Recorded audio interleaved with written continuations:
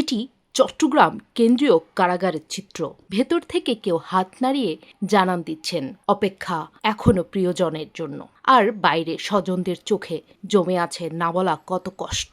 কেউ বাবাকে, কেউ স্বামীকে, কেউ আবার ছেলেকে ছাড়া ঈদ কাটাচ্ছেন। ছেলেকে ধরে আনছে রাস্তার দিকে, চাবি দিচ্ছে না। কিসের ঈদ, কিসের কি আপন ছাড়া ঈদ করতেছে আর কি করবো, ভাগ্যে আছে এটা। ওর একটা মেয়ে আছে 3 বছরের বয়সে, জীবনও প্রথম তার বাবা ছাড়াতে ঈদ করতেছে। ঈদ সবার জন্য আনন্দের হলেও কারাগারের বাইরে যখন চারিদিকে উৎসবের ব্যস্ততা, তখন এই উঁচু দেয়ালের ভেতরে অনেক বন্দী নতুন জীবনে ফেরার স্বপ্ন বুনছেন। ভুলের মাসুল শেষ করে আবার পরিবারে ফিরে যাওয়ার আকাঙ্ক্ষাই যেন তাদের সবচেয়ে বড় প্রত্যাশা। প্রায় ৪৫ বছর আমার মা বাবাকে নিয়ে একসাথে ঈদ করছি, কিন্তু এই সময় প্রথম আমি যদি ঈদ করতে হয় তাহলে আমার মা বাবাকে বাদ দিয়ে আমি সর্বপ্রথম ঈদ করতেছি। আমার থেকে সর্বোপরি টেক কেয়ার করতেছেন।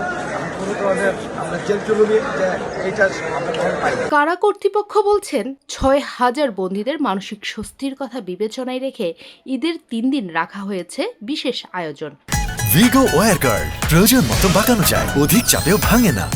ভিগো।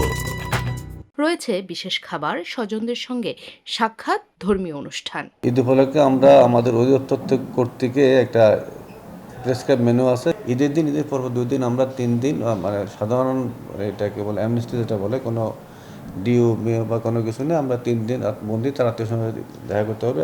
3 দিন একবার দেখা। নারীর টানে বাড়ি ফেরার আকুলতা সবার মধ্যেই থাকে, তবে বাস্তবতা সবার জন্য এক নয়। কারো ঈদের আনন্দ ঘর ভরা, কারো সীমাবদ্ধ এই দেয়ালের ভেতরেই। তবু প্রতিটি চোখে লুকিয়ে থাকে একটাই আশা, একদিন মুক্ত আকাশের নিচে প্রিয়জনদের পাশে বসে ঈদের দিন কাটানোর। ঈদের আনন্দ সবার ঘরে পৌঁছালেও কারাগারের এই উঁচু বিল্ডিংয়ের ভেতরে থাকা মানুষগুলোর কাছে দিনটি নিয়ে আসে একটি ভিন্ন অনুভূতি। পরিবারের থেকে দূরে থেকেও বিশেষ খাবার, নামাজ ও স্বজনদের সঙ্গে সীমিত সময়ের সাক্ষাতের মাধ্যমে ঈদের আনন্দ খুঁজে নিচ্ছে বন্দীরা।